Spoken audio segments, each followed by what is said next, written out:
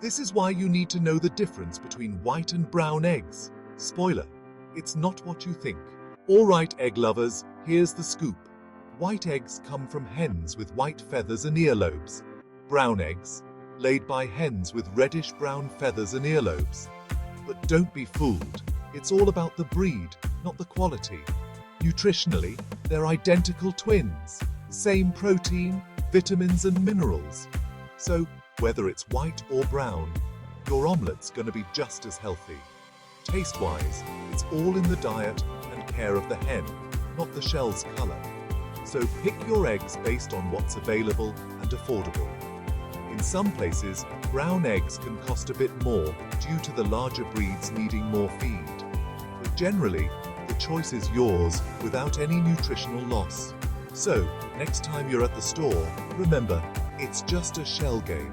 Need more foodie facts? Like and subscribe. Hit that bell icon for your daily dose of deliciousness.